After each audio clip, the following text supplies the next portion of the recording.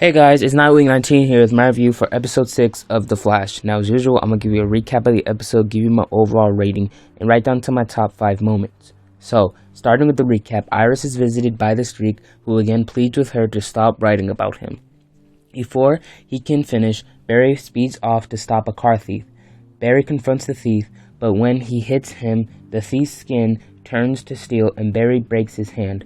Barry runs back to the lab before he can be hurt further. The thief is identified as Tony Woodward, who was Barry's childhood bully. Barry and the team discover Tony's hideout, and Barry rushes in without a plan to defeat him. Tony gets the upper hand again, and Barry is beaten up and left for dead. Back at the lab, Cisco determines that if Barry can hit Tony at over 800 miles per hour at the right angle, then he can create enough force to compromise Tony's metal structure. Tony kidnaps Iris and demands that she writes about him. Barry arrives and successfully hits the speed necessary to temporarily disable Tony's ability. Afterward, Tony is locked away at Star Labs, and Iris renames her hero The Flash. Meanwhile, Joe is visited by the metahuman that killed Barry's mother, who steals the case file and threatens Joe to drop his investigation.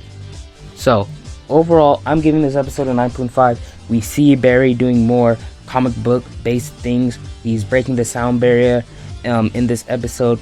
We saw him run over the speed of sound, so you know he is gaining up more speed and he's going to be doing a lot more extreme things. And he finally got his official name from the comics, which is The Flash. I like how they give him a name that isn't related to his original name. Like before he starts calling himself The Flash, people give him a different name, that name being The Streak. It's like with Oliver on Arrow. Before he was Green Arrow, he was called the Hood by the police and the people of Starling City.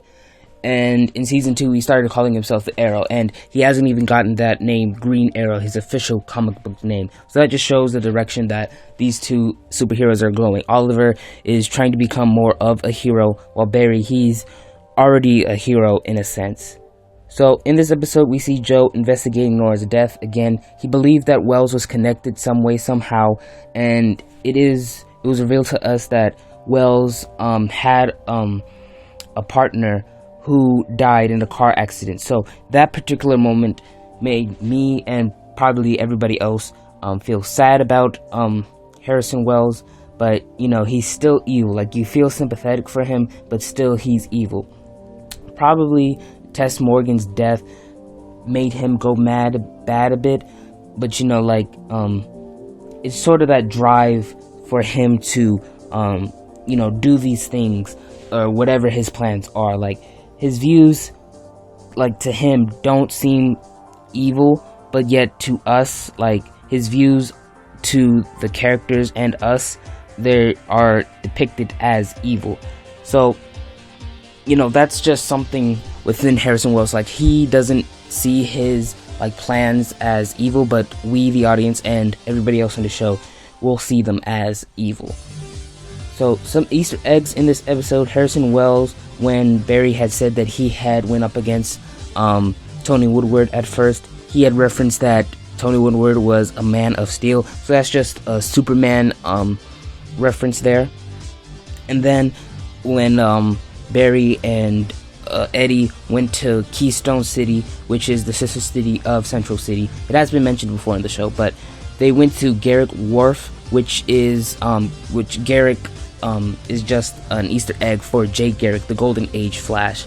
I would expect Jay Garrick to show up sometime soon in The Flash, maybe season 2. The only way I see him coming on The Flash is if Barry runs fast enough to enter into a different dimension. There was a comic book story that involved that particular moment, so we would see Barry going into different dimensions sometime in season 2. I don't expect him to do all of the things that the comic books have shown Barry doing. So we see him doing some little things, running at super speed, but then in season 2 we start seeing him do more things that don't relate so much to speed, in a sense. Like, it doesn't relate to him running really fast. Like, it relates to him doing something with his body running fast enough to enter in a different dimension. Like, I understand that, running fast to time travel in that sense. But another thing that I was thinking of is him vibrating his molecules to phase through things. That's another thing that I was talking about. So, now onto my top 5 moments, starting with number 5, the Reverse Flash makes a visit to Joe.